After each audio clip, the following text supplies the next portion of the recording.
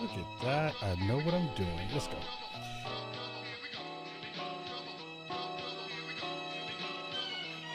I never asked to be born, and that's no question. The sun still shining off the same old lessons. Then why does life feel like an educated guess? And my thoughts like meals, I'm a sucker for the seconds. Impressions got a lot of us stressing, but how we all perceive is more about a reflection. And the reception's warm that I receive, which leads me to believe these hoes like what I heat. Tall women in heels, tall money and deals, man. Off the no bull, I like all money for real. More time abroad and less time at home. Less time for broads and more time in zones, yeah. I'm in it, we're flying out of another one. This a new beginning, I'm climbing out of the other one. Could a dream feel realer than it ever been? And I was aiming high like a nigga being president. The possibilities of that is seeming pretty evident. Being self-employed is now seeming like a definite. Staying that way is what I'm effing with. And like-minded people be the only ones I'm messing with. Hey yo, this so real. Now no one was saying, but I'ma go this still. Living in the moment, got a hopeless feel. But the feeling in itself got its own appeal. I know I'm attracted to the lights in the distance. The closer that I get and the brighter my wish gets. Excited by the risk and the chances I'm taking. Not sure what I'm putting my faith in, but I'ma be alright. I'm trying to get mine in this lifetime. The afterlife is much further in the pipeline. I'm inclined to believe that, but the truth is that for death any moment is the right time. So I live every day like it's my last, but I plan for tomorrow as if I would never pass. A fur on the subway, you never dream the jets, but fell asleep on the runways. I just knew that one day that anything I needed I commode. Get everything you wanted, ain't always good for your soul. A mix of self-work, some help, little control, and I don't know the rest. Good as mine as your guess. The recipe ain't the best. To make it through is a question. If you choose to accept, the meaning of life is yes. Cause only God knows. Those of us in the flesh get the privilege to test, and some are fail, some are pass. We all get the same grade though when we run the path. How you grade yourself is the mark that matters most. To separate the heart of the strong and the better folks. Have a dose. Hey yo, this so real. Now no one was saying, but I'ma go this still. Living in the moment, got a hopeless feel. But the feeling in itself got its own appeal. I know I'm attracted to the lights in the distance. The closer that I get and the brighter my wish gets. Excited by Happy birthday to you, Arctic. I see you in the chat. We're getting the show together. Enjoying some music. We got the Fam Adam Boyce on, rocking. It's going to be real fun. We're going to talk about all the things he's working on. Do a little reminisce because we are beautiful old people. We're going to do some wonderfulness in there. We're going to talk about some goodness there. And of course, dig into some news of the day a little bit towards the end of the show. But definitely go chill, go rock, go share the stream out, let people know we're rocking and we are live, and we'll be up in another 2 minutes. All right, y'all. Infinity, I'm stated in ways that's etched in stone. The age where we market ourselves. I'm still all about the music. I don't monitor plays. I don't monitor hits and I don't monitor clicks. I monitor the snare drum in the bottom of kicks. Is anybody left to still fuck with this true shit? Well, let me hear you scream over top of this cruise shit. Hey yo, this so real. Now no one was saying, but I'ma go this still. Living in the moment, got a hopeless feel. But the feeling in itself got its own appeal. I know I'm attracted to the lights in the distance. The closer that I get and the brighter my wish gets. Excited by the risk and the chances I'm taking. Not sure what I'm putting my faith in, but I'ma be alright.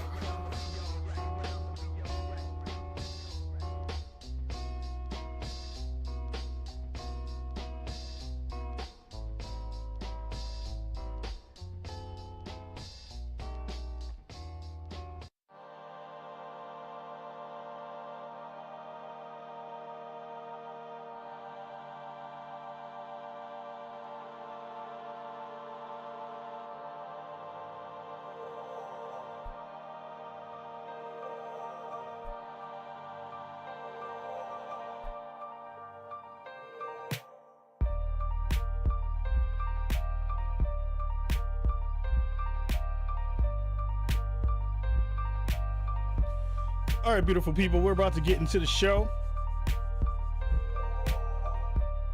Go grab yourself a quick drink if you indulge.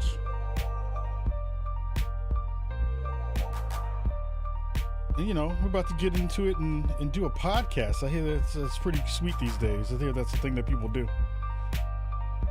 All right, y'all, let's get it.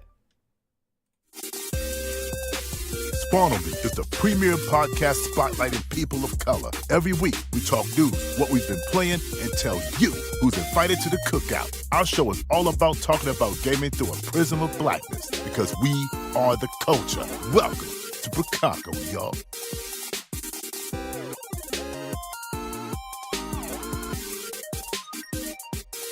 Yo, what up, everybody? This is the Spawn on Me podcast with Khalif Adams. I'm your host, Khalif Adams. I hope you're doing well. Hope you're having a fantastic week. It is now Thursday, the 30th of January, 2025. Things are moving at a breakneck speed. My hair is not growing on my head, but it is growing on my face in massive ways. I haven't seen this happen since the dawn of the era, as they would say, when electricity became a thing. I am now looking extremely fluffy and feeling fluffy, not only on the inside, but on the outside, because we have a fantastic and amazing guest on the show this week in Adam Boyce, who's going to be talking to us about his new venture and all the goodness that he's doing. And again, thank you everybody for checking and rocking with the show this week and every week. Shout out to the dope folks in the chat. We got Arctic in there. We got OGTK Cole rocking as well, and all the other wonderful friends from Chicago always coming through and making it really, really fun here on the show. If you have not subscribed to the show, please, please, please go and check us out on Spotify, YouTube, and all podcast platforms. Last week, we had a really fantastic show. We talked a little bit about future of Xbox and all the goodness that's happening there. We have a couple of stories in the 411 about what has been happening in terms of cross-pollination and teams moving and doing stuff across different platforms, and a couple of other conversations as well. But I am very excited because I get to bring on friend of the show, someone who I have been rocking with for a very long time, a very, very cool cat who's been in the space for a minute doing dope things with dope people. I want to bring on to the show right now our friend Adam Boyce, rocking, coming through. How are you, fam? How are things? What is going on, my friend? Oh, I'm doing well. You are beautiful. Complain. You're sounding lovely, as always. Rocking your We the North hat. I'm saying, we got the raps in here. We got Knicks on the other side. We got all the things working together. In Canada, we don't have a lot of things to cheer about, right? And with we got hockey. And then when we got all the other sports, you just have a team or two to choose from. So we got to rally behind the ones we have. You got a good squad this year. I mean, again, I think things are moving in a positive direction. We don't get a chance to talk sports ever, but that's not the reason we have you on the show tonight. But it is good to see you rocking the We the North hat, because they have a squad and a half. Again, thank you so much for being on the show. You have been doing the rounds, as they say in the media space. It was great. It was fantastic. The interview you did with our friend Jeff Gersman was fantastic. The work you did with Danny Pena over at Gamertag Radio was fantastic. But all of them will pale in comparison to our conversation this evening. I'm just going to say, I'm putting the marker down to say that we are going to have a fantastic show. So I got a chance to see you at the Game Awards late last year. We have known each other for probably a decade now at this point. Probably more than that. I joined PlayStation 12 years ago. Wow. Can you believe that? Yeah. I think we met before I joined, but yeah, that was when I think we got to hang out a ton. I think the first time we actually got a chance to hang out was when I snuck into a Sony dev party when I was not on the dev side at that point. And remember meeting you and Dave Lang and a couple other folks who I'd been seeing for a long time. My first knowing of you and your work has always been the Giant Bomb couch. That's always been the place where I've seen and heard of and learned about folks in this industry who are moving and shaking and doing things both on the kind of front side of the house and on the back side of the house. And I always was so impressed with not only how the camaraderie between you and Lang has been, but the camaraderie between you and so many folks who I've looked up to in this industry for a long period of time. You've been in the game for a minute. The work that you've done has been profound with the work you've done over Iron Galaxy. And now, how do you pronounce the name of your new company? I want to make sure I'm getting it right. Yeah, I pronounce it Vivrado. I've heard other people say Vivrado. Okay. But it's kind of one of those things that whoever, you can pronounce it however you want. We got to get it right. We got to get it right for the folks at home. It was actually Khalif, you're the original inspiration. I was listening to Q-Tip, and I wanted to call it Vibrant at first. After Vibrant thing by Q-Tip, but that was taken. And then when you start a new company, you always want it to be, and I'm sure you did the same thing when you're trying to name Spawn on Me. What's the right phrasing? And then I'm a big sort of etymology nerd, so I went down in what is words and what's intent mean. And vibrato, to me, the word vibrato is about making sound more resonant and stronger. And then the vivere is the Latin root for life, right? To live. And so living more resonantly, living stronger is sort of where the name came from. And then you can get a URL and you can trademark and all that stuff. So, but yeah, originally it was going to be Vibrant, but they wanted $75,000 for vibrant.com. So no, thank you. the blocker to creativity is always SEOs and domain names. It's always something in which you're like, man, that would be really, really cool if I could snag that. And you go look for the website, you're like, $2 million. And I'm like, damn. Yeah. I can't do Every it. time I've ever named anything, it's always like I have to get the URL first before I incorporate or before I trademark or before I register the business. Oh, it's always such a hard thing to kind of master, and then you become a domain hoarder like myself. Oh, so many. How many? Okay, first of all, how many do you have? Second of all, what's the one you're least impressed? Oh, I have probably like 7 or 8 right now. And most of them are based on roasting Paris Lily. To be honest, I have like pariscancook.com. I have invited and not invited into the cookout. I have stop hating on the MCU.com. And a couple of other ones that are in the mix. I mean, look, it's when you're trying to talk shit, you have to get the amalgam of all the domains all at the same time because they go away. You never know. I love it. You never know. That's so good. I know it's always like the goofy when you have a goofy idea. That's where mine is. I have a couple friends that are also fellow domain hoarders. One night I was drinking with Johnny V and we're like, wouldn't it be awesome instead of taking a plane across the country if there was a zip line that went across the entire country? So I have crosscountrysipline.com. Like first of all, how high would it have to be to maintain momentum, and then how fast would it go, and how long would it take, and how cold would it? Anyway, crosscountrysipline.com is mine.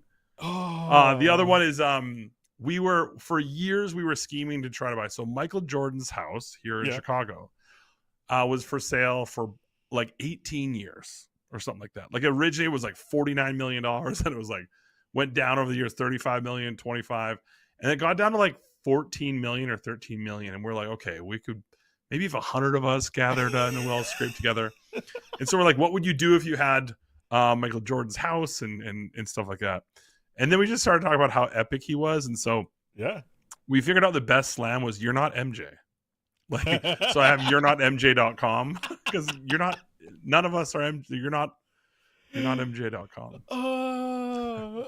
Man, we need a coffee table book of URLs that we own and just like flip through and see my buddy Tim Harris has like hundreds. Every little bad joke, he just always snaps them up for $1.99 or whatever. I mean, you got to do it. So I want to dig into. I think one of the things that I love about you is getting a chance to kind of roll back the time a little bit and talk about the work that you've done in the space. I think, I'm super familiar with their work. I think most folks who have been privy and understand the industry are super familiar with their work. But we have a lot of folks in the audience who may not necessarily know the steps that you've had in between now with your new venture. Give the folks at home a little bit of, if you wanted to give them the elevator version of your history in the industry, what would you tell folks? Yeah, I guess it goes back to, does it even start at EA or does it start at Costco, where I was working? I worked at the food court, then I was stocking shelves, and that's when I applied to Electronic Arts as a QA tester. Back in I grew up right outside of Vancouver in a small town called Abbotsford. So I started quality assurance testing games at EA Sports in Burnaby, BC, Canada. My first gig, I remember we showed up and I was supposed to be testing NBA Live 97 PC. And they didn't have a build for us. And so for the first 4 months, they're like, we don't have a new build for you, so just play Quake. And I was like, what? So for 8 hours a day, I played Quake. So starting QA, making $5.50 an hour. I remember I had to take I had to take a $7 pay cut from Costco to go work at to EA as a QA tester. But that was 96. Worked my way up to assistant lead tester, where already started to meet some awesome people. Like Gio Corsi was my boss there at EA. Got to meet many people I'm still friends with to this day.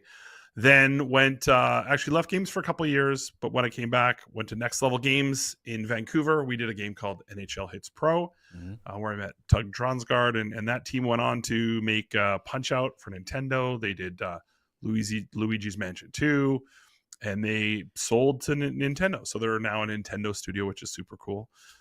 Left that to move to Chicago, where I met a bunch of riffraff from Dave Lang and John Vignacchi, and we were all working for Matt Booty at some point, which is just the idea of like turning back time and thinking about those days. So many cool people, but that's when I transitioned into production. So I started as an associate producer, moved my way up. We worked on Slugfest Loaded, which was a baseball game. Oh yeah. And then went on to Blitz the League. That was when EA did their exclusive deal with the NFL. And so we were like, well, what could we do to sort of combat it? And so we're like, what if we went unlicensed completely? And I'll never forget it, because our design team came up with the best tagline, which is, it's the game the NFL doesn't want you to play. Yeah. And so building that there at Midway in Chicago, and learning about Chicago, and I came from a small town, and EA was a very sort of specific, very well put together process and procedure. And then coming to Midway, it was just abject chaos. It was like old guard. It was just, man, it was mayhem. So after 4 years of surviving the streets of Chicago, I ended up moving to the West Coast, went to Capcom, where I moved up the production ladder, ended up running product development there, where we got to do a lot of stuff. Basically launched Xbox Live Arcade games, as well as PSN games. Did a lot of remasters, Street Fighter HD Remix, Puzzle Fighter, Bionic Commando Rearmed, and many, many more. Had so much fun there. I'm a massive Capcom fan, so that was kind of a dream job. Then I started a company for a couple of years called Beefy Media, which was my first startup, and did a Sour Patch Kids video game. We made a music video with Method Man. If you ever want to Google Sour Patch Kids Method Man video, have you ever seen it, Cleve? You've never seen it? I need to find this, dude, instantly. It's low key fire. Somebody Google this in the chat and then send me a link. Yeah, Sour Patch Kids Method Man. We got him to do a music video for the game. Anyway, and then I remember seeing the posting for head of third-party relations at PlayStation. And I was like, what is that job? I don't even understand what that is. And I realized that it was basically managing the relationships with everyone in the industry, from publishers and developers. So I ended up interviewing for about 6.5 months for that job, getting the job then as vice president of third-party relations, and that was a year and a half, I think, before the PS4 launched. So had an awesome team already there, and then we built it out and hired a bunch of cool people like Don Seckler and John Drake and Gio Corsi, and just built an awesome team. And launched the PS4. That was pretty fun. Wild. It was a cool era. That was got to do a bunch of E3. I did a presentation one time at one of our sales conferences, and the PR team was like, hey, you can do okay on stage. I'm like, I'm super nervous, and I'm a nerd, and I bring the dad energy, and they're like, I think that could work on a big stage in a stadium. And I was like, I don't think it will, but I said yes, because I was like, my whole life I've been watching every press conference. I've just been such a industry super fan, and so when they asked me the honor to do that, I was like, I gotta do that. So that was amazing 4 years of my life. And then after PlayStation, I sort of had lost the connection with making content again. I sort of did this reflection. I said, when have I been the happiest as far as fulfilled on a day-to-day basis? And I thought back about the Midway days with Dave Lang and that squad, and so I was like, why don't I join Dave and the team at Iron Galaxy Studios? Now the good news is Dave had found Chelsea Blasco, who'd helped build the company up as well, and then I joined, and 8 years later, after we grew that company and just had a great time, expanded in Nashville. Ended up working on so many incredible franchises. I mean, I'm about to humble brag on behalf of them because we worked on from League of Legends to Hearthstone to Skyrim, Overwatch, Fortnite, Crossfire, Last of Us Part 1, Part 2, Uncharted, so many different games there over the years. Diablo 3 for Switch, and really proud of the work that we did. But basically came to a point in my career where, and at the job there, where I kind of looked at the industry as a whole, and a lot of us had been seeing these themes coming, but I started having a lot of really deep conversations with people around the industry. And that was sort of when I started got the glimpse of, hey, I think I might want to switch gears and try something different. Yeah.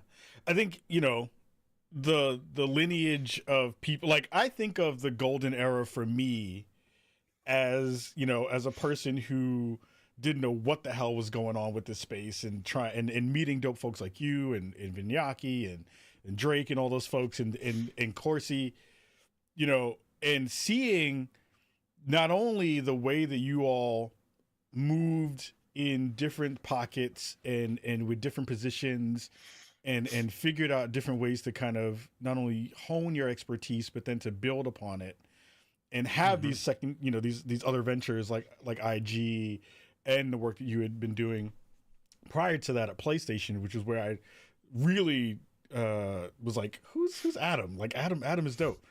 And it feels like that moment in time was very, very special, not only because of the friendships you'd made, but because of the way the industry was moving at that time. It felt like there were a lot of different pockets where you could find interesting layers to poke at a space that is not sexy, right? Like biz dev isn't sexy at all. Like it is cool in the ways that you get a chance to, unless you're Carter Lipscomb, and then you make it sexy. Oh, right? I mean, Carter's the greatest biz dev guy of all time. Beautiful human being inside and out. Like he's the best. Fucking amazing. But I think, in those spaces of like, all right, I'm running third party, or I'm working biz dev in those spaces. Those are things that I think players don't understand the impact of what those things do and what those roles do.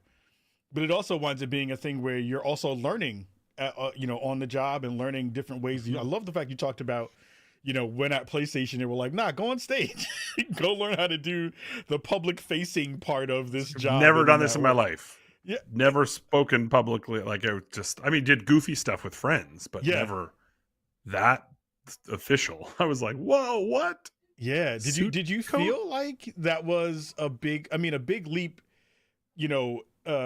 career wise, but like, getting out of your comfort zone, how was that as well, with not only, that kind of more public facing layer, but, now you're head of third party in a way that is for one of the biggest publishers and platforms on the planet.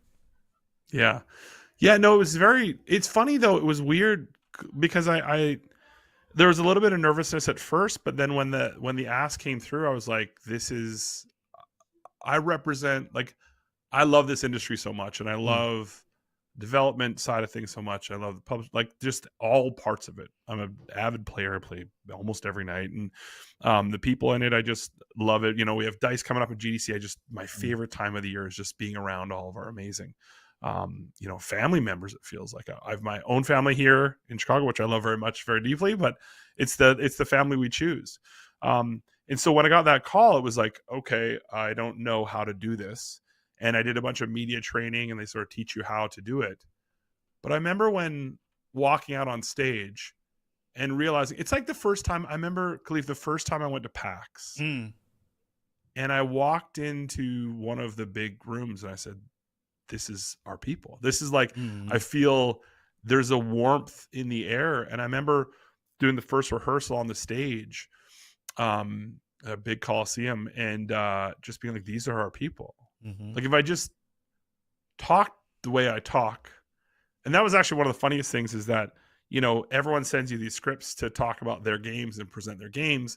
But I knew to sort of keep my nerves at ease, even though you're reading off a teleprompter, I wanted to write the script with my words and the way that I express things.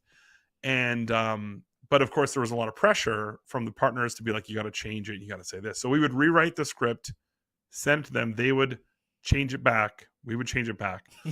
And then eventually, and I've never told this story publicly, but eventually, when we went live, we just did the script that I had written because I felt the most comfortable.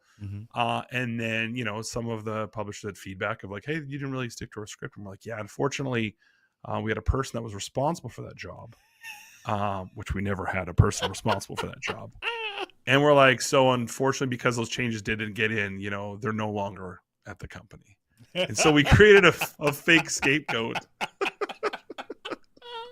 to keep the scripts fun and enlightening and connecting with the players. And the other thing I did is some of the people at PlayStation that made me smile the most, one being Matt Kessler, is I would make sure he was sitting front row in the Coliseum.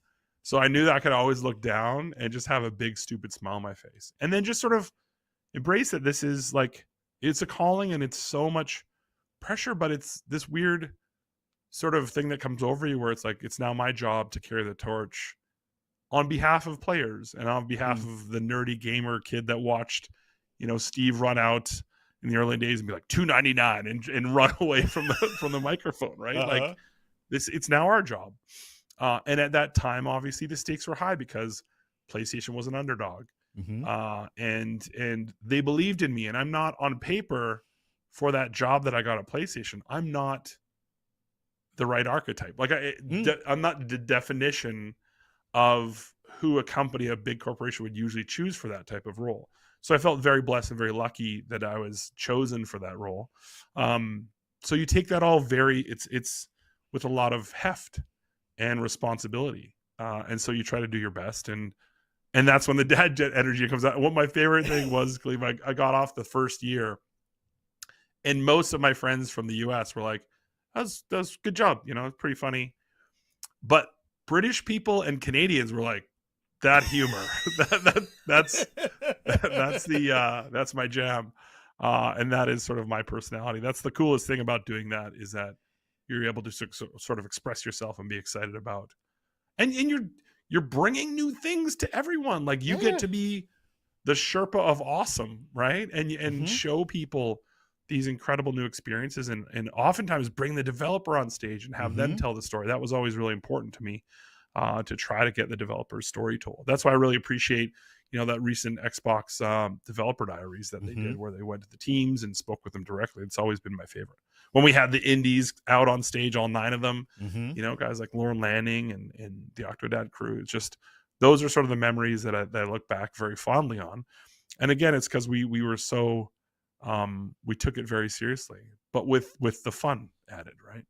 I think the thing that always comes across when in that specific area, and I want to talk about that because I heard in the interview that you had done with Danny over at Gamertag Radio, you had talked about that moment around you and Shu and the sharing of the thing. That I think you had some regret about that in the way that you had kind of talked about the potential fueling of the fires in the gaming space in terms of the console wars and stuff, but held that was a thing that you were like, I would do that again because I felt like the vibe at the moment was right. And I was listening to that interview and it made me want to ask the question, because I had been harping on this, which I think is dovetails really nicely into that part, which is, I think one of the things that has changed in the space that we've been in, and I think you have a really good eye not only for the ways that things are moving in the industry, but also having history and understanding, where we've been and where we're going. Right. And I think what has been really interesting in the past couple of weeks, in the past year, has been, Phil Spencer has been very, very out in front. And I think, we've had the conversations and everyone has been trying to figure out, like, what does this mean for the industry, and what does this mean for games as a whole, and what all these things kind of mean? Where are we going in terms of titles moving platforms and all those other things? And it reminded me of those moments where you and Shu and folks were like up front and out front and being that connective tissue to the audience and to the player base in those ways. All of that to say, I feel like that has been a missed element from the space and it's being done on the Microsoft side a lot with some of their C-suite brass, and we're not seeing a ton of that on the PlayStation side. But I think that there's still value in having the spokesperson for the company still be in a space to talk and shake hands and kiss babies, as they say, with all that kind of stuff. Do you feel like we're still in an era where that matters for folks? Because I know you see it on the back end side, and you see the kind of production layers of how games get made. But from having that experience, do you feel like there's still a space where that is a thing that still has power and still is important to be able to have a person do that kind of work with the fan base? Yeah, I think two parts. One is the context for how games are made are missing. Right? We have cooking shows about how to cook things that go behind the scenes of how stuff's made. We have like Vidocs and sort of micro versions. Danny O'Dwyer does such an incredible job of telling the backstory of how games are made, but very rarely is there sort of a podcast planted in the middle of the dev pit where they're talking about. So we lose, and that's actually one of the things, Cleve, that I'm really sort of sad about is when studios close. Yeah. And all of the history, all of the things that happen in those walls, all the adventures and all the learnings and all the evolution sort of just goes away in a puff of smoke. And that to me is really sad. And I wish we had more of that in our industry. I think what I appreciate nowadays is I appreciate really long form content, right? Like your podcast and stuff like that, interviews and where I get to learn a lot more about people. And especially, I think people have an appetite for that. I think there's also people that just want to click things, right? They want to swipe through stuff, the powering through, TikToks and whatnot. But I've always loved connecting with the players in an ecosystem or with the people that play your games. I think, things like Twitch, things like Discord, I think allow people to have those, those relationships. And I see a lot of, especially young developers or smaller developers that are like, hey, they're in their own Discord and they're on their own Reddit and they're chatting with the players. I think that's really, really important. The spokesperson perspective, I think, Phil, the thing I love about Phil is that he's always been so consistent. Yeah. He's consistently for gamers. He plays. I think there's very few executives that I would want to put my hours played per week against. I don't know if I'd want to put it against him. I think he's got me down a bit. That man plays. And I respect that. I respect that so much because I've met a myriad of people that didn't play the content or didn't feel the feelings about the industry that I feel so strongly. But with that, I think there's also so much pressure on the spokesperson tip, right? If you're the single point of information and some people sort of companies, there's positioning within the companies, there's individuals that like it or don't like it. And every interaction I've had with Phil, when the cameras are off, he's such a real dude. Yeah. But that's also with Herman. That's also with the executives I met with Nintendo. It was whether it's Doug Bowser or with Reggie, like they're all super awesome human beings, And so, but I think there's a lot of pressure to be the spokesperson, especially with publicly traded companies or subsidiaries. So it's tougher because you want the real talk, you want the straight dope, you want to hear the inside track, and it's not in your or their best interest for every single detail of everything that occurred to ever be aired. And so people don't like that, right? They want to pontificate about woulda, coulda, shoulda, or what about this, or what really happened. And we spend so many calories, I think, burning the nights thinking about, I bet it was, I'm like, what if it was none of it? Right. Or what if it was all of it? Right. It doesn't change anything. Right. The fact is this outcome occurred and we move on. So that's the part that, and it took me a long time to figure that out in my career. The first time I was on stage, I remember reading all the comments and I remember seeing someone on NeoGAF call me a fat Ellen DeGeneres. And I was like, oh, what's going on here? But, with that, you sort of realize that this is the noise around me, but I believe in what I'm doing. The people that are important to me in my life and in my family and around me in the industry believe in what I'm doing and I believe in them. And so if we have each other's back, then by our powers combined, we'll be able to sort of conquer many challenges and stuff like that. So that's what I love about this industry. We're so supportive with each other. So sometimes I think when chaos erupts around us, we have that stability within. Now that's been put to the absolute test over the past 3 years. Yeah. With layoffs and reductions. And a bunch of other challenges we're all facing, and everyone's doing their damn hardest to keep it all together. But man, oh man, it is testing more than we've ever been tested as an industry before. And that's the part that sort of one of another, the inspirational parts of like why I wanted to start my own thing to try to make a difference and try to help out. I think the thing that I remembered from Game Awards and us having that conversation was, I know I like bum rushed into you and you're already having a conversation. Like the only way it works, folks, is if you see people at an event, you just got to kind of walk through and just like, hi, Totally. I'm saying hello, let me get a hug and say what's up. And you had a twinkle in your eye that was great. And I think one of the things that I appreciate about that moment was when you have veterans in the space. We've all been doing all the things. I can't call myself a veteran. I'm not a veteran. But like your work is veteran work that you've been doing for a long time. And I know a lot of folks who have been in the game for a minute. And you wind up getting into spaces where you are looking for something new, but also wanting to make sure that you're in your wheelhouse so that you can really capitalize on the thing that you're doing extremely well. And I remember when you told me about vibrato becoming a thing, you had this twinkle in your eye in a way that I was like, ooh, Adam really is excited about this new thing that he's working on in a big way. And I think the other part of that conversation when you talked about it was, there's a lot of stuff that's happening in the space that we need to fix. And we need to find ways to talk to it, to really leverage up what that thing is so that we're building the space in the industry into a space that is actually doing what we say we are supposed to be doing. Talk to me a little bit about the kind of impetus for this and, you know, where you're at in terms of the ethos of what the company is and why you're embarking on it. Sure. Yeah, it was inspired by conversations, those exact conversations that you and I had, but it was with many other studio heads and leaders in the industry of, and it's so weird that I think back to it. I think I started asking the question like August. So before even I told everyone about Iron Galaxy, it just, people were hurting in different studios and Chelsea and I had, we were visiting with a bunch of different studios all around the world and our team. And I would just ask them, what do you think is the biggest challenge facing the video games industry?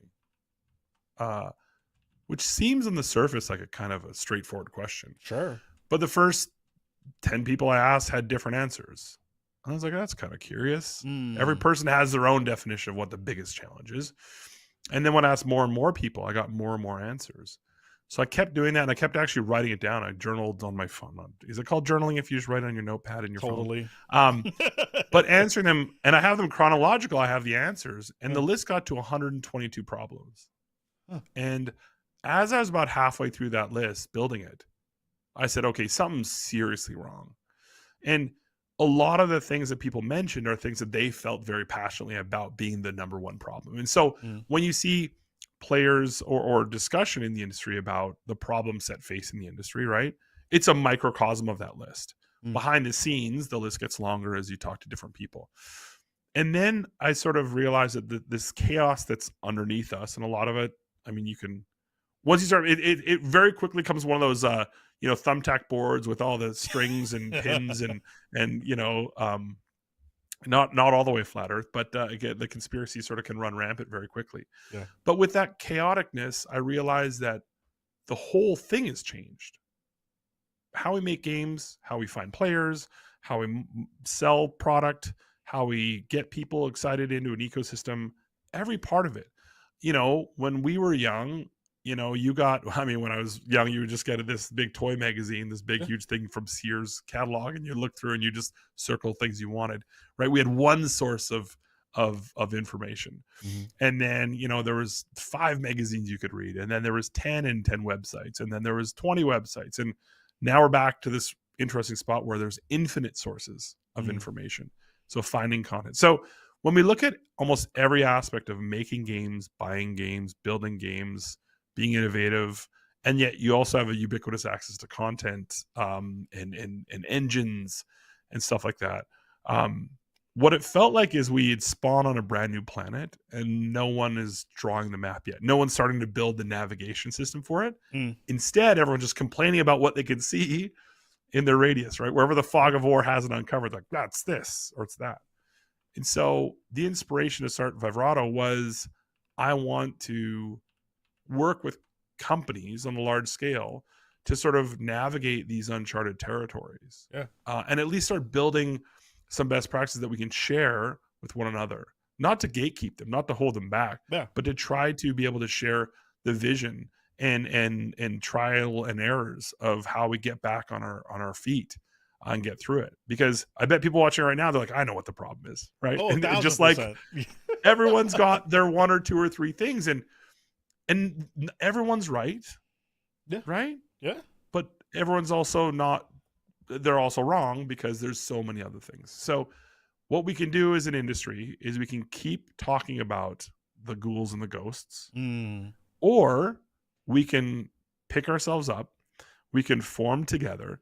That's why sort of the model right now I'm running with is it takes a village for us to truly solve these solutions. And what's been amazing about the announcement of the company is I've had dozens and dozens and dozens of people reaching out that are just like, oh, I'm helping this, or I want to help, or how can I help? And that's been so amazing because so many people need help right now. I mean, and so seeing that support has been great. And so how can we create more avenues for the lessons that we've learned? You know, it's been 29 years for me, more for many others in this industry. How can we pass on that knowledge and information to the next generation? And that's why you saw that twinkle in my eye, because I'm like, not because it's bad and I have an idea to make it better.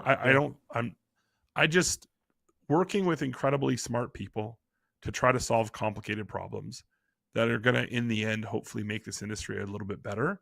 You know, is pretty cool. And if I can build a business out of it, even better. And if I don't, I give it the trial, and it doesn't work out, that's okay, because I gave it my shot. You know, I have a very privileged career path in this industry.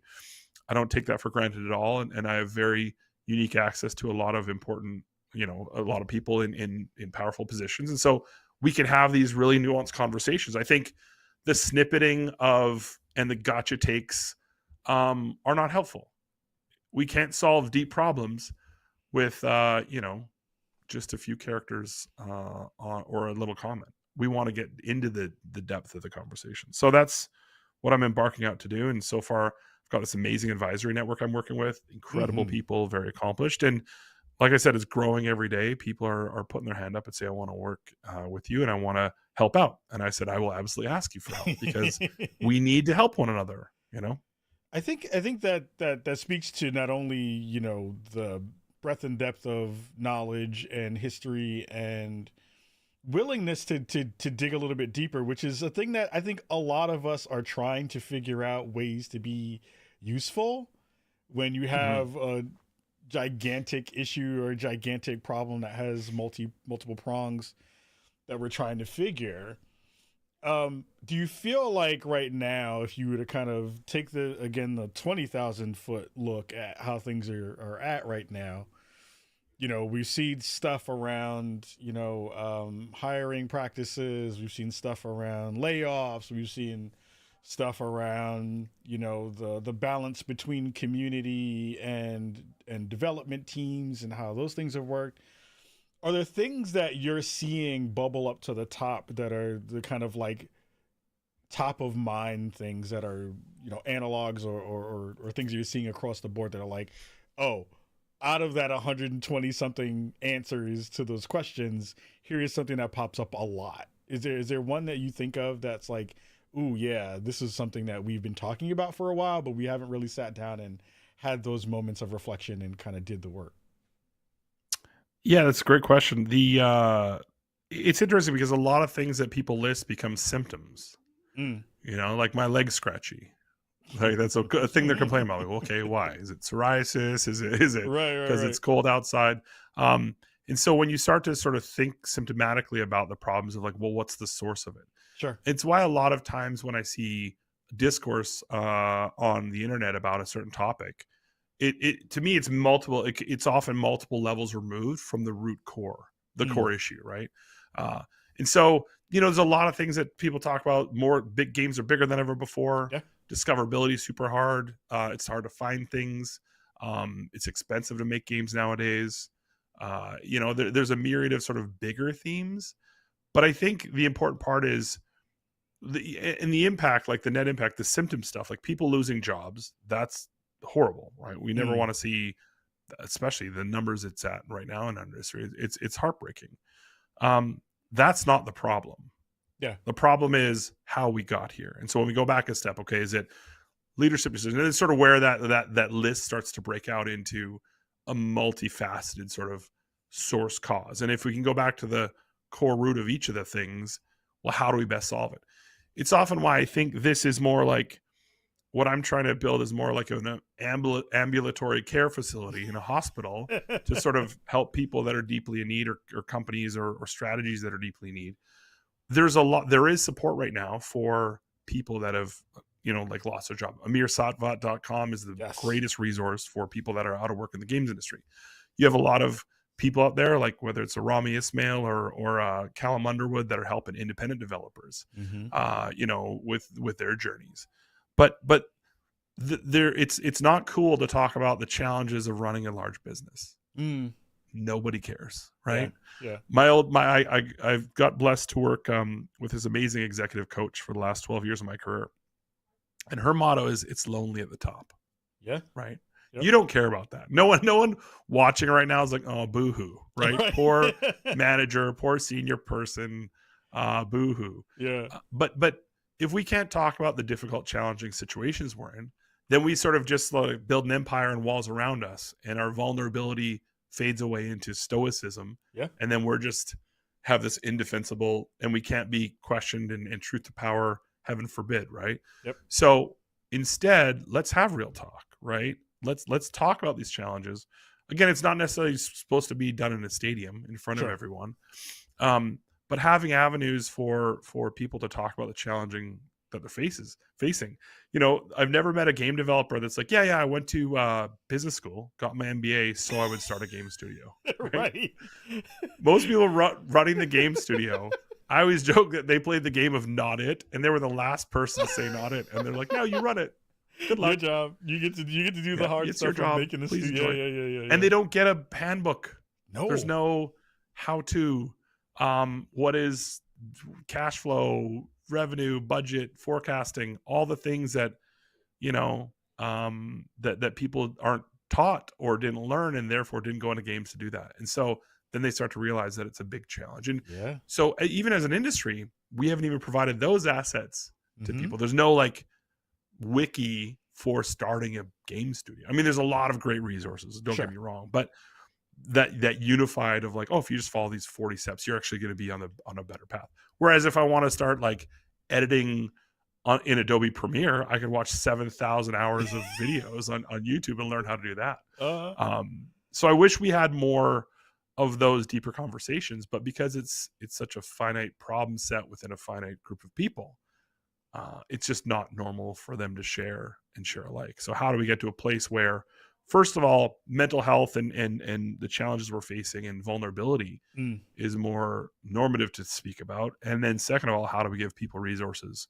And again, I totally understand that many listeners and viewers are going to be like rolling their eyes like, oh yeah, the big boss men need a lot of help. But sometimes I think the end result of what occurs throughout a company's journey can oftentimes be a byproduct of either the lack of access to different ideas or different perspectives. It can often cause, those symptoms, those symptomatic outcomes.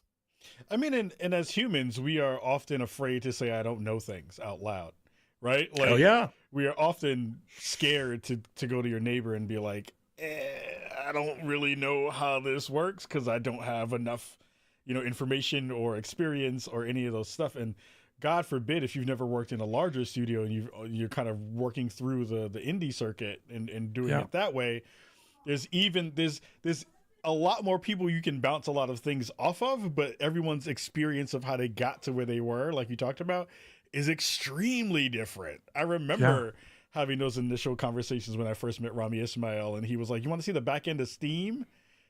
I was like, yeah, can I see that? And I was like, oh, this looks like just file folders. This is wild. What? This is the thing that I put money into, and things come out of this, and games come out of this? Like, what?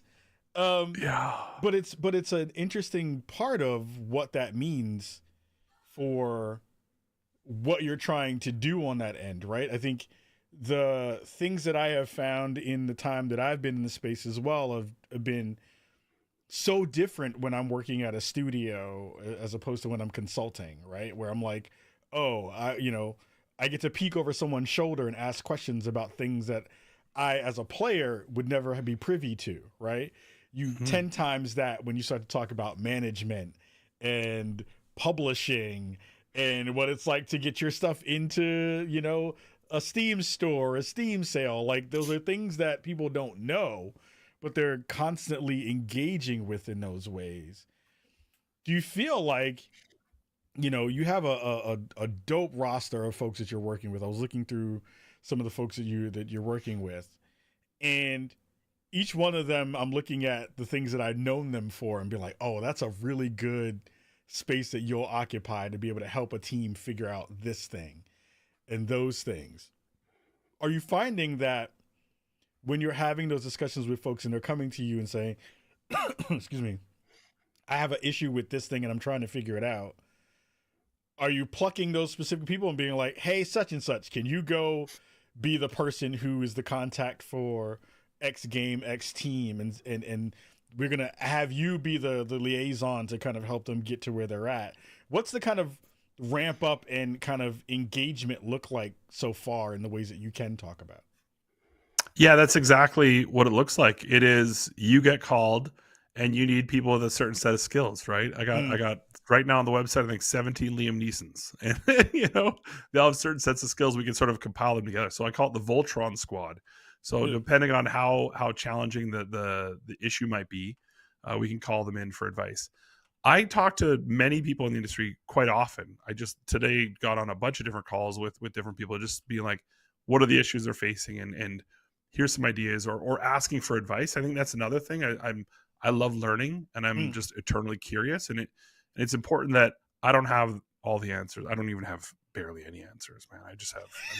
We barely figured out how to get on this podcast tonight. But that was my fault. It's all good. Technology. But having those people to rely on is super important. What you were saying though earlier really resonated, because I remember when I joined Iron Galaxy Studios from Sony, Sony was a VP, and I remember showing up and they're like, great, so glad you're here, because we're about to, find a new benefits and HR provider. Yeah. And I was like, I'd never done that. I ran a third party team. And then they're like, with finance, and we're going to do this forecasting. I was like, oh yeah, let's okay. And I remember sitting there one night being like, I have no idea how to do any of this. And then relying on the movie or the show Shark Tank. I was like, if I just bring in 5 different vendors and I basically kind of interview them, I'll start to understand. I'm a pretty quick learner. Yeah.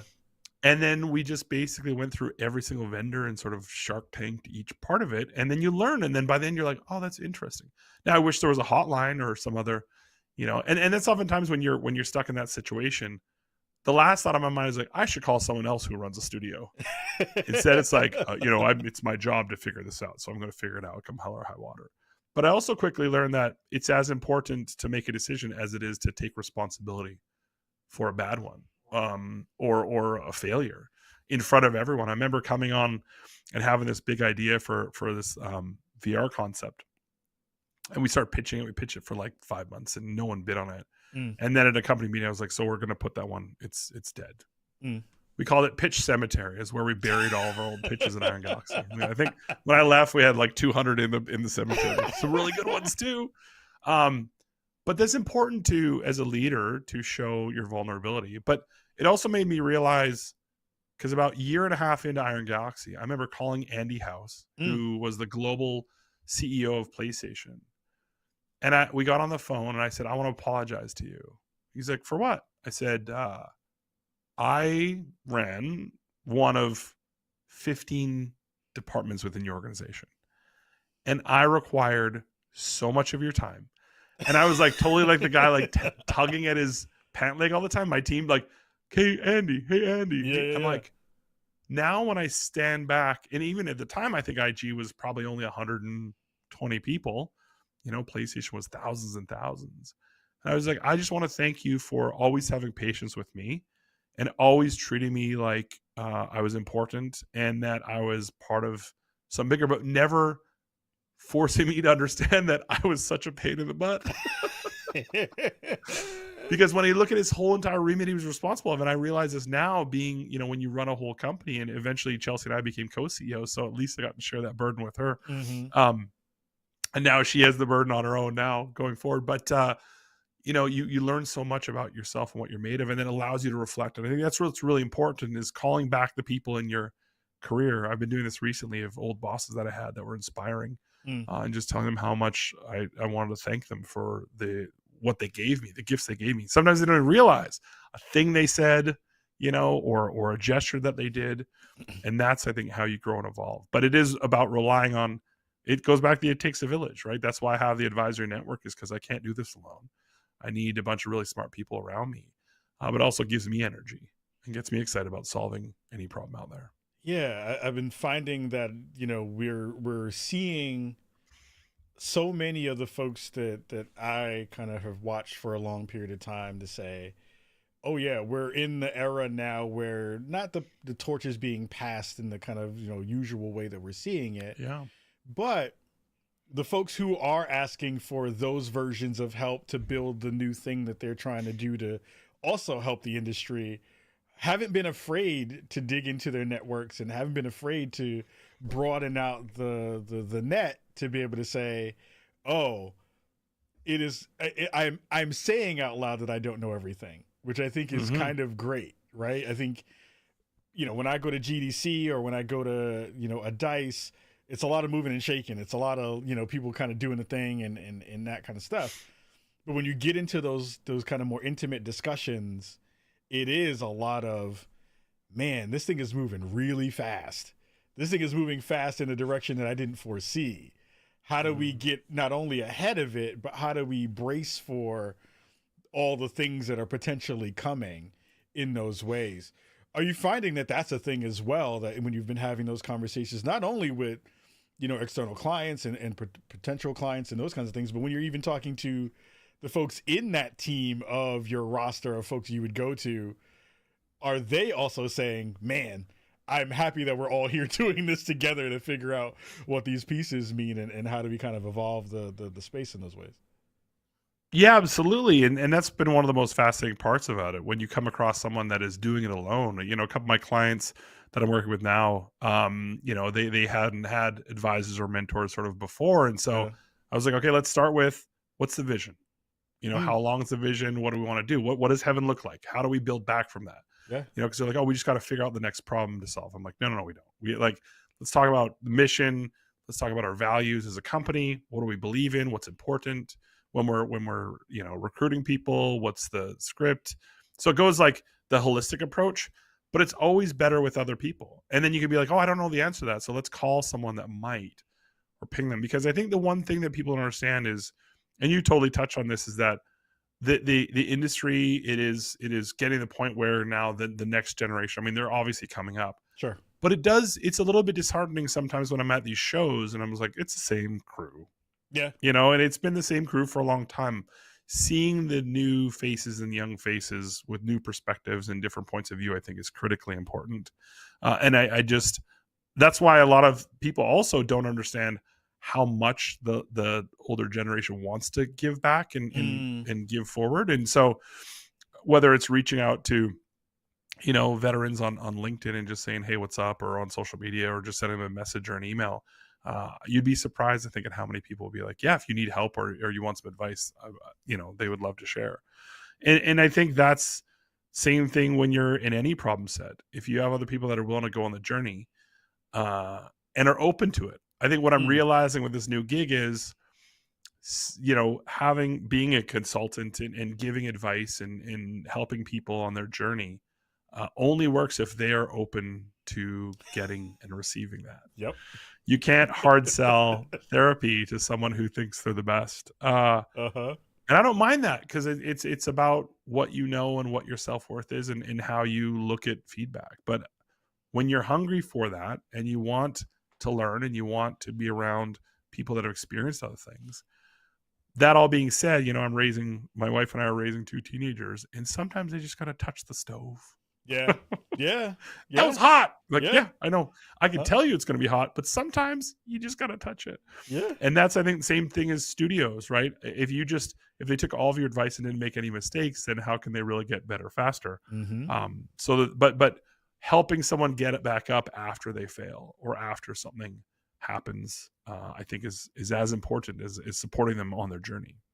I think I love hearing you talk about it in those ways. And I also love the kind of connection to the idea around, I can't help you. If you want therapy, I can help you, but so much. And you have to, engage with it and actually like pull in what I'm saying. I think it makes me think of the times when I was working in IT and I was like help desk dude.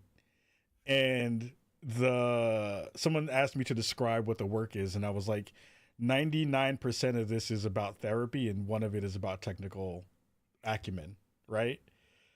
When you think about your work now, how much of it is the psychology of working through the fears or the PTSD that a lot of us have in the gaming industry of I worked at a place and that didn't work out, or I tried this thing and it didn't work out. How much of that stuff are you kind of seeing now in the position that you're in to be like, oh, this is more mental than it is structurally, blockers that we kind of think of? It's like, oh, people will blame it on the lack of funds, which is definitely a thing for a lot of people. But like some of that's like, oh, how did you approach that meeting? Or what have been the takeaway so far from, beginning to do this work in this larger comprehensive way that are surprising to you as well as a person who has run the gauntlet already? Well, like, what are the things you're finding is like, oh, that's the thing we have to really like, here's the crux of what this is as opposed to what you think it might be?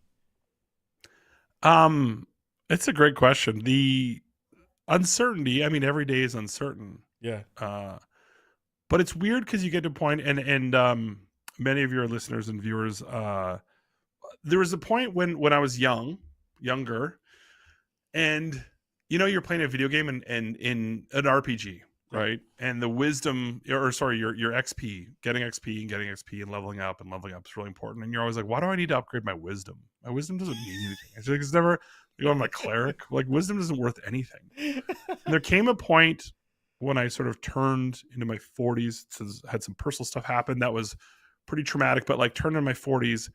And it's like slowly all of my life experiences converted into wisdom. Mm-hmm. And life just got like decision-making got a little bit lighter and hard situations got a little bit easier, and managing friendships or understanding what's important to me and what's important to the people that are around me and what do I want in my life and how do I evaluate my personal health and wellness. I started getting really serious about like going to the doctor, listen to what they say. And, whether it's from medication or mental health and stuff like that.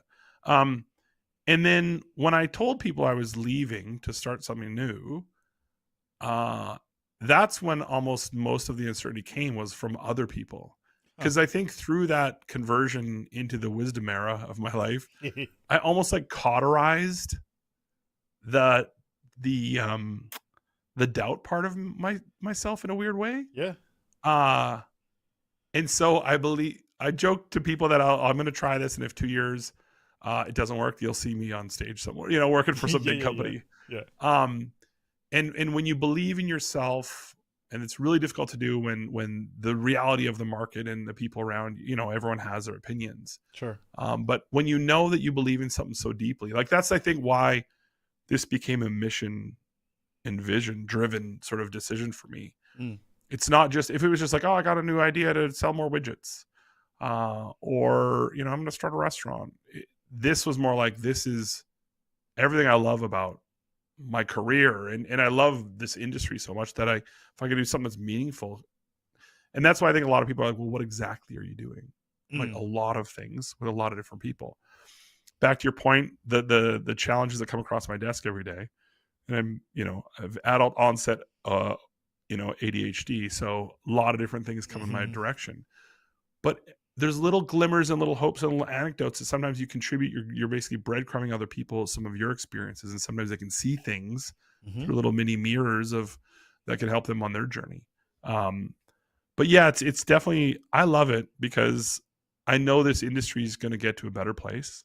I have so much belief in that there is hope and there is brightness in the future. I think it's not going to be the same, in the end. And I think when I think about the number of people that will leave our industry because of the challenges, that really bums me out. That breaks my heart. But this industry is here to stay. Gamers aren't going anywhere. The decline in spend and stuff like that is a little bit smaller than I think we're making it out to be. But it doesn't mean it isn't hard. And so bifurcating the excitement and love I have for this industry and sort of comparing that against the way people feel today about whether content they're playing or the situation they're in their career, that's a really heavy sort of balance. But by working with each other and sort of supporting each other, I think we can get through it. So that's why creating that network and having those people to rely on is critically important. I mean, it makes me happy to hear how hopeful you are as well. Like you're having, I think we're all privy to very interesting versions of the discussion, and I think expertise it's been a thing that I've been harping on for a minute now. Is like, I know the audience, like you said, kind of doesn't care about the way the soup gets made, but I'm happy that folks like you and other, subject matter experts are speaking up about the minutia of how the soup gets made. I think it's important for, folks who are like, I'm a consumer and that's all that matters. I buy a thing, and as long as I buy a thing, everything that I say and everything I do is paramount to the way the process works. But I think there's always been this disconnect between what does that mean and can you be even more engaged or enlightened or informed about that process so that it gives not only, folks like you the ability to kind of really pull in really important data from the scuttlebutt, but also gives you a space to be able to relay that information to clients and potential clients and say, oh, we were reading the tea leaves totally wrong here in the ways that we were seeing that stuff. Here's what we're hearing from folks in these other spaces. So that gives me a lot of hope to hear that you're thinking about it in a lot of those ways and thinking about the overarching spot here. The context is oh, sorry. I was going to say, Khalif, the context is so important. You remember when you were a kid and you got invited to a friend's house for dinner. Yeah. And maybe it's a friend that you'd never hung out with a lot at their house. And you try the food at dinner. Yeah. And you're like, that's oregano? I don't know. That's weird. I don't really know. Well, this food tastes weird. And then you go over to a friend's house that you've been there for years. Yeah. And you've smelled their parents cooking and you know what it's about. And then you taste it and you're like, oh, it just feels like an extension of the love that they have in this home. Mm-hmm. That's like game development. The more we understand one another and the current state of the world, right? The more we take time to not dismiss each other and put each other in categorical boxes, but to sit down and truly understand one another. And I think game development is the same.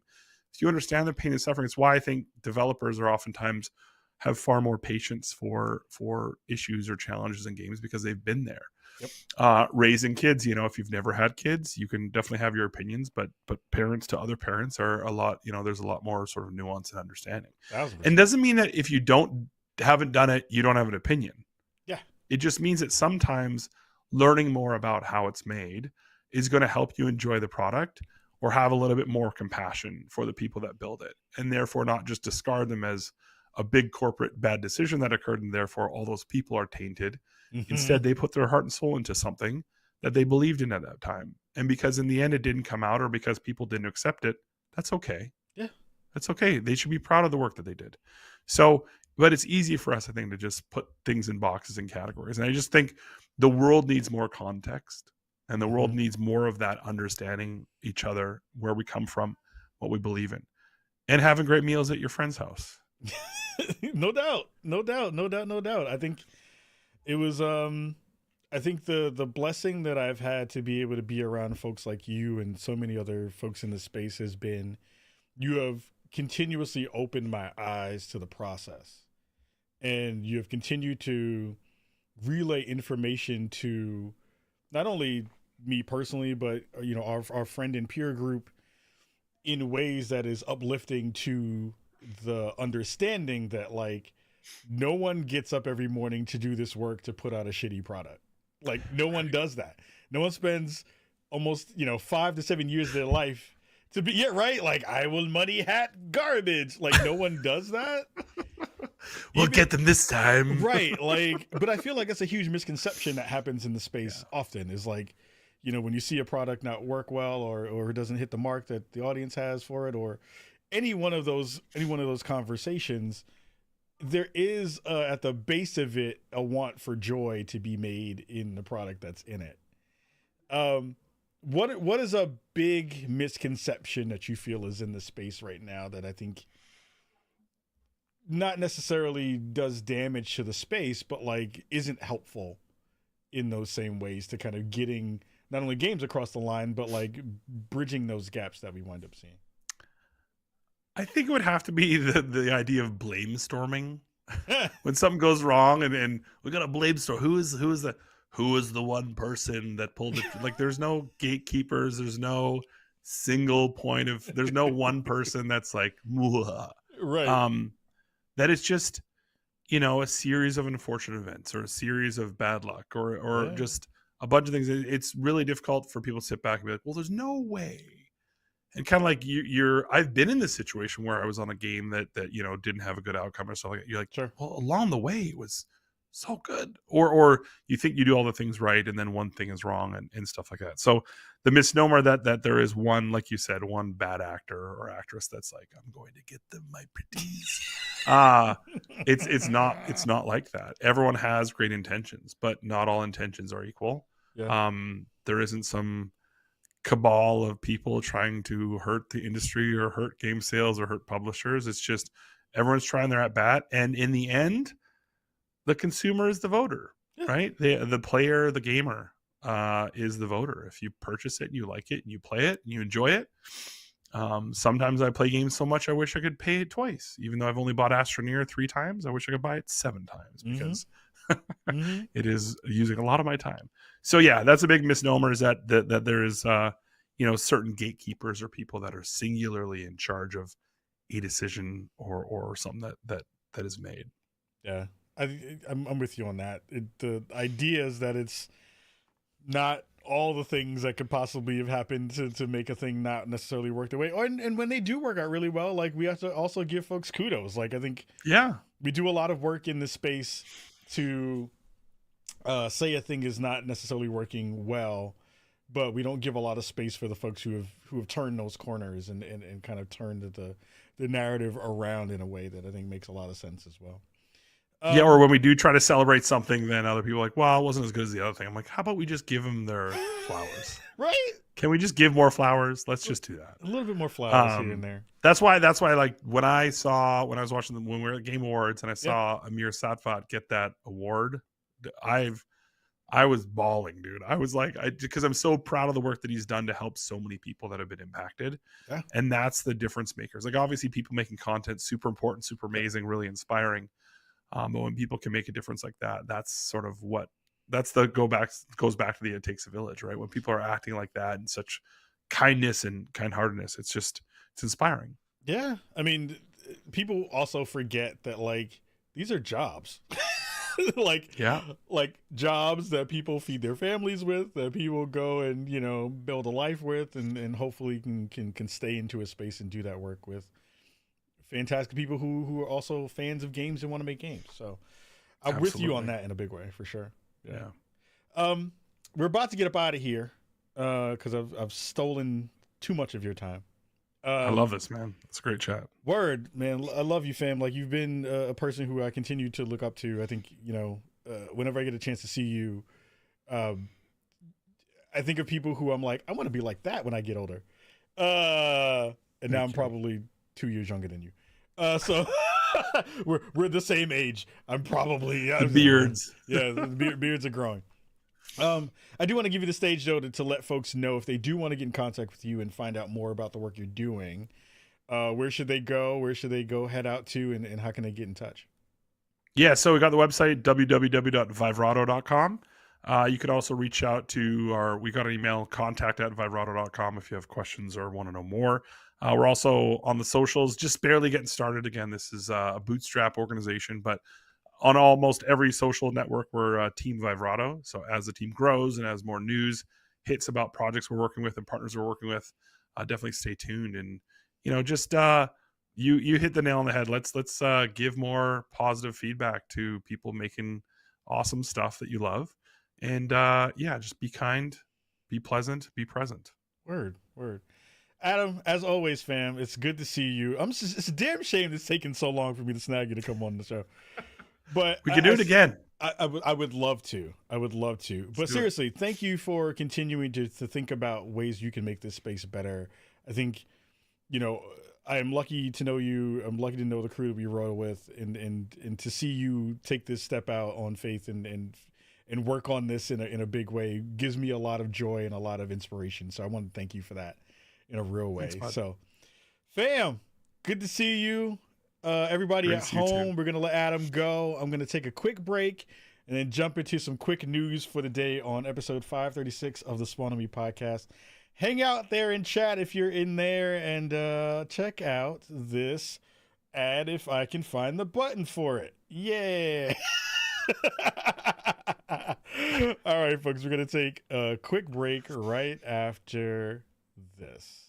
Hey there, my name is Naomi, and you might know me from internet things like hosting for IGN. I'd like to introduce you to my new show, This Week in Gaming. It's 20 minutes, Adam, for short your time, and sweet, brother. and Appreciate every you. week I go I'll talk to through you all soon. the important gaming news that you need to know, and then we have folks on like Khalif Adams, who shows up quite often, talk about all the important news. And you get to listen to it wherever you get your podcast, so it's easy to find. Just look for This Week in Gaming and make sure to give it a follow. And every week, Monday at 9 p.m. Pacific time, you get a brand new episode.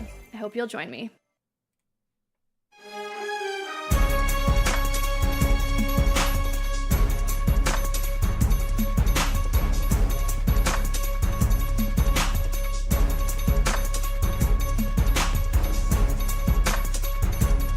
Yo, first up on the 411 is Forza is going to the PlayStation 5. It is finally happening. We are going to see all the goodness that comes from Forza Horizon over on the PlayStation 5. A conversation happened many, many months ago about the prospect of more games moving over from the Xbox platform over to the PlayStation platform.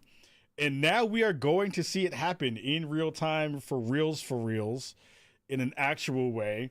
I just saw a pop-up on Twitter about the game moving over, and I think it brings to the forefront the conversation we've been seeing around, the no red lines conversations that we saw Phil Spencer talk to, Destin Legary from formerly IGN talk about on his podcast, the conversations that they had that we covered last week on our show around GTR's interview with him as well.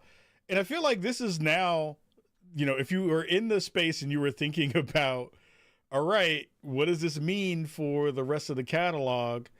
I think this means you should expect most of the larger named IP to finally move over and happen and do all that kind of stuff. Shout out to Adam, who just rolled into the chat to say what's up. I think it's one of those conversations too of like, all right, so what does this mean now moving forward? And what does this mean for the space as a whole? I'm really excited. Again, like I have not been my head in the sand and being like, oh man, this is going to be a problem. Oh man, what happens when, oh man, like Phyllis said what he said.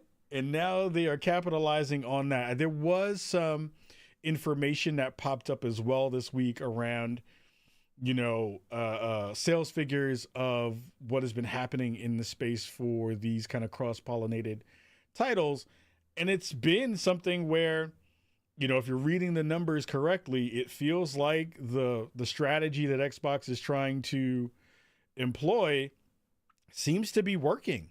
It seems to be something that, at least for now, yes, there's been a slight decline in terms of overall revenue from the gaming vertical in terms of Xbox in that space, but it's still fairly early in terms of where we're seeing so many of the games that were tentpole games for the Xbox platform now actually being put on those other spaces, and actually now seeing some benefit from a revenue perspective and standpoint in that conversation. So the jury is still out in terms of what we're going to see and how much money is going to happen on, Xbox published games on PlayStation. But with the lack of Game Pass on PlayStation, there was at least a 64%, if I'm remembering those numbers right, boost in terms of, them deciding to purchase games that were, formerly just on Xbox alone. So it does seem like we're now seeing the fruits of those labors wind up happening. And I think with a large amount of the titles who we know are probably going to be going over as well, I think this really just means everyone is going to win. Like, this is going to be a really cool moment to see not only what adoption looks like from PlayStation fans who are, for the folks who were the stalwart ones who were like, oh, I'd never play an Xbox game and blah, blah, blah, blah. They're having to pay for that at retail in an actual way without having Game Pass to bolster it.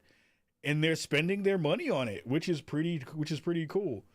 I think it really does speak to the idea that for as much as there's bluster online and so many folks who are mad about things and so many people who are upset about the lack and loss of what the identity of what Xbox is, PlayStation fans are down for the grind. We will see, with a changing of the guard that has now happened with Herman Hulst now moving into a different position, and I forgot the gentleman's name who's now taking that spot, and compounded with the conversation around live service games not doing well and them now having a kind of potentially different direction. We will see what that means for PlayStation moving down the line. And what does that mean for Xbox in terms of their revenue streams? Does this actually mean that this is an Xbox thing is working?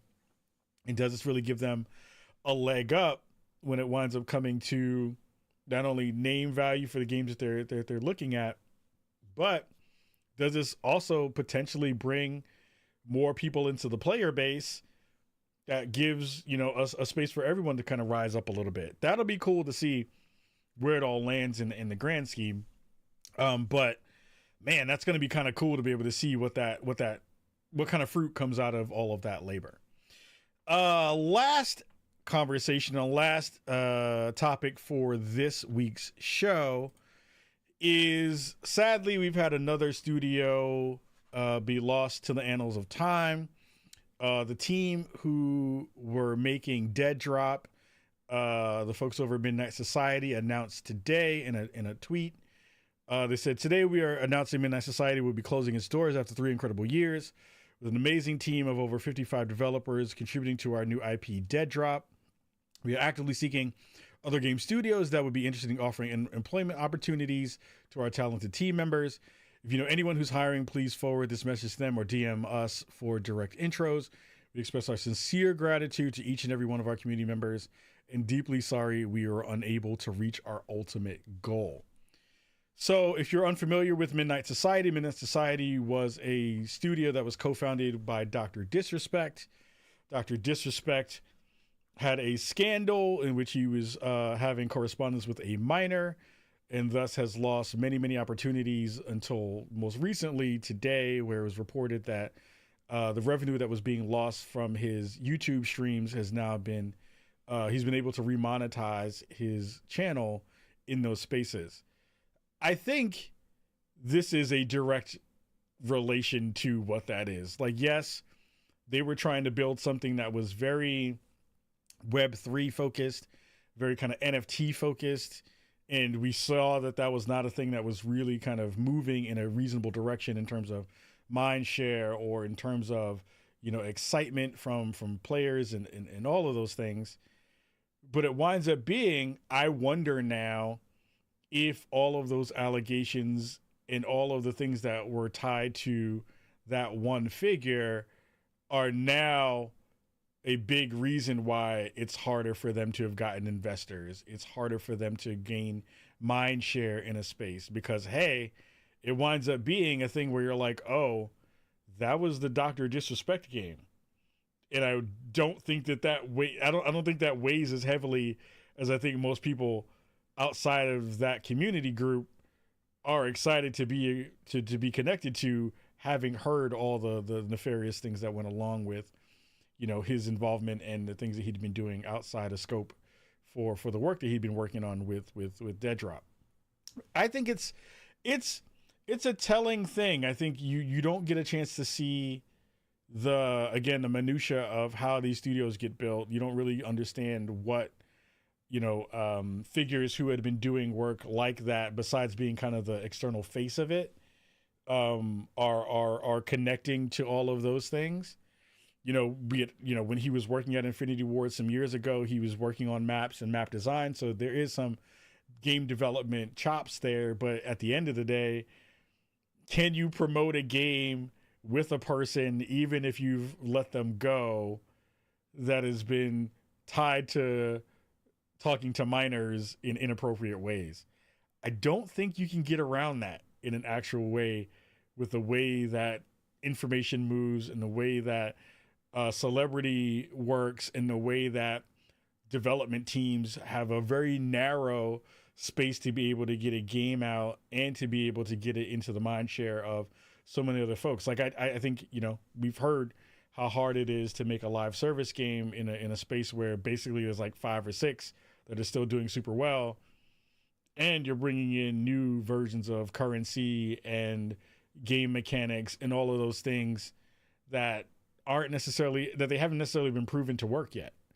So, shout out to Royal Martin, who says, sucks for the devs. Sadly, not surprised. I still remember that horror story when they tweeted they were aiming for 6 weeks fully playable verticals with community voted features. Yeah, like they've had a bunch of stuff that was in the works for how do you connect to teams and how do you really bridge that out in a much more comprehensive way. And it winds up being another thing where 3 years of work winds up kind of going down the drain. And you wonder how much of that was because of the tie to a fairly toxic individual. So heart goes out to those folks. The space for development and the space for developers is closing and smaller every day. No one wishes anyone who's working in the job of making games any ill will. I'm hoping that they find other spaces to land and to be able to find new work. Those folks are talented. There's been a lot of folks in the back end who we know are really, really good at what they do. And I really do hope that they find a new space to be able to make exactly what they are hoping for in much bigger ways. So sad that the folks from Dead Drop and Midnight Society will no longer have the ability to kind of do that work, but I am hoping again that they land softly and find good ways to be relevant in those spaces and find good people to work with. I am hoping for that in a real way. That's our episode for this week. Big shout out to Adam Boyce for coming through. I love the conversation we'd have with him tonight. Like the reason I love doing this show is getting to talk to really smart people who understand the business and understand the way it works in really like nuts and bolts comprehensive ways. I'm dying to talk more to him about, what he's doing in those ways and ways that we get a chance to kind of see that stuff, because he's brilliant. I love that stuff. It's always fun to chop it up about those kinds of discussions. Shout out to Dr. Jones with the sentiment that he shared. He said, punch Nazis. Yep. And again, thank you all for being here. Thank you all for being a part of the discussion today, a part of the chat, part of all that stuff. I want to give massive love to Maury, to Martin, to Arctic, Dr. Jones, Zhang Pao, all the folks who were in the chat who came through tonight, even some of the grifters. Shout out to you. Shout out to Hassan and a lot of other folks as well. But please, please, please make sure you're listening to the show. Make sure you're sharing it out, giving some love to all the folks who are in Chicago and making it happen. We will have another show next week. We're going to be streaming it. I haven't streamed the show only because we've been doing a lot of the interviews behind the scenes and we haven't had time to kind of do that in our normal time slot. But we have some really interesting stuff that's coming up. I've been collaborating with a couple of folks about a really dope front page activation that we're trying to get done in Black History Month if it still exists after this week. We will see what happens in there. Again, shout out to Adam for jumping in the chat and hanging out with the crew. Always love talking to you, fam. Hopefully I'll see you soon. And everybody else here in Chicago, thank you again for hanging and rocking with me on episode 536 of the Spawn on Me podcast. Please, please, please go spread some love, give some flowers to dope folks, wash your hands, wash your butt, and we'll see you on the flip side very, very soon. And until then, we will say peace.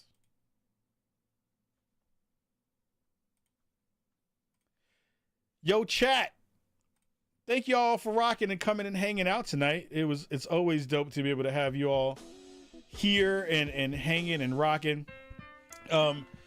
We had some you can't see it if you're watching the stream. If you're watching it on Twitch, you didn't see it. If you're watching it on YouTube, you definitely saw some of the grifter crew come through and talk some junk in the chat. It's kind of amazing when I blew up Lang's Discord with that link. That's amazing. Oh, we need to watch the Sour Patch video real fast. Ooh, let me see if I can find the link. Hold on, because I gotta see this. Because that blew my mind about the Sour Patch Kid video with Method Man. Oh, did I? Let me see if I can find it. It's in the chat here somewhere. All right, hold on. Let me see if I can find this. Hold on. Ack. All right, hold on. I gotta see it. Now I gotta watch it. We gotta watch it, chat. Let me see if I can pull it real fast. Give me video.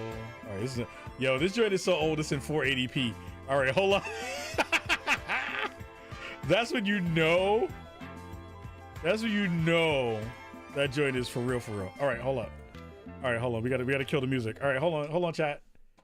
All right, we're gonna watch this real fast.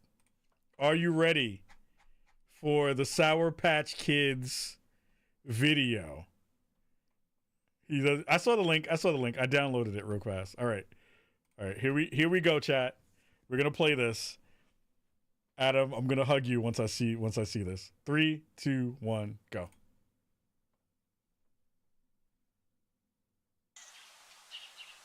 Now back to some more ingredients. We're gonna add the fresh tomato that we diced up. The tomato is steaming now, so we want it to break down before the shrimp and the calamari freeze up.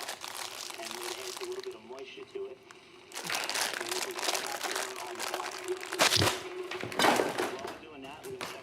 Son, you cannot be serious right now. Do you have any idea what you just did? Huh? Do you know how much danger you put us all in? You better watch your back. Hey! Coming back out the cracks of sofas and fanny packs. This ain't a candy rap, this is where the candy attacks. See, when they're lost, that's when their sanity snaps. They break laws, not jawbreakers, but break jaws. In fact, real heavy like a monkey on your back. Got some thumbtacks, playing pin the donkey with the cat. But bump that, plant a firecracker where you dump at. Right beside the shower where you keep the pump at. Oh no, they're creeping like some ninjas in the dojo. They knock the little man off, the horsey on your polos, for show yo. Crushing all your dreams, cut the strings in your yo-yo. Trade your Lamborghini for a Volvo. Ha ha ha. Till now I bet you thought this was a promo. But no, this is Boba Fett meets Han Solo. Kids gone loco until you sink your teeth in. You know the motto, if life's a treat, then you're eating. These kids are rude to the day that they shoot down. That's bad news, now they're in a bad mood, damn. First they're sour, then they're sweet little dudes. And they gon' fight the power to their food. Now eat 'em up. Eat 'em up. Shut up and eat 'em up. This beat go hard, I gotta beat it up. It's like I'm young, I gotta heat it up. And when the candy goes wrong, gotta eat 'em up. Oh snap, look what fell out the patch. match. Right in this fool's lap, how uncool is that? Alright, Jack, now you on the wrong side of the map. With a busted GPS on the wrong side of the snacks. That fight back, in fact, they're rolling like the army. Throw bleach in your laundry, then unfold your origami. I like that, some snacks are sweeter in the end. But then again, ain't nothing sweeter than revenge. Now they're on your Facebook, deleting all your friends. Clogging up your toilet with a poop-eating grin. All up in your closet, cutting holes in every pocket that you like to keep your wallet. That's a promise, I'm a pimp. Wipe the music off your MP3. Burn a rug, pull a plug on your MTV. This is Thug Vision in 3D. And these kids ain't worried, they play dirty like they're ODB. These kids are cool till the day that they chew. Damn, that's bad news, now they're in a bad mood. Damn, first they're sour, then they're sweet little dudes. And they gon' fight the power till they food. Now eat 'em up. Eat 'em up. Shut up and eat 'em up. This beat go hard, I gotta beat it up. It's like I'm young, I gotta heat it up. And when the candy goes wrong, gotta eat 'em up. Eat 'em up. Eat 'em up. Eat 'em up. Eat 'em up. See what I'm saying now, son? See what I'm saying? I tried to told you. But you don't listen. Big for nothing ass. Okay. Adam, you are so right. That was a banger. That joint was all point in a real way. I want that track to come back. That joint was fire. Not even low-key fire. That joint is like high-key fire. That joint is dope. What? Yo, okay, see? This is why I love my friends in the industry. This is why I love my people, because they have so many dope stories and so many amazingly connections to wild stuff that I had no idea was happening. Oh my God, that made my night. That's a perfect way to end the stream. I gotta go put that back. I gotta share that on Twitter, because that's too good. That was fantastic. Oh my God. Oh, that was the price of eggs. Are being with the that disrespect at the back. I had to ask my wife last night. I was like, yo, can I eat eggs? Am I allowed? Do we have budget for the eggs? Blue Sky, please. Yes. Reasonable.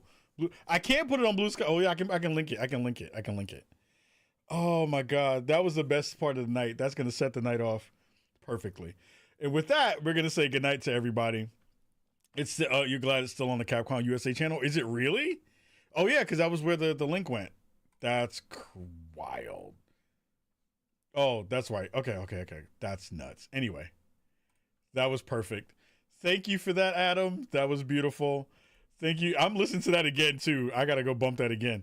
I might have to put that at the end of the show when I do the edit. So, anywho, have a wonderful night. Go wash your hands. Go wash your butt. Go watch all the sports this weekend. WWE, Royal Rumble, and Super Bowl is all happening. Peace, y'all. Have a good night. Deuces.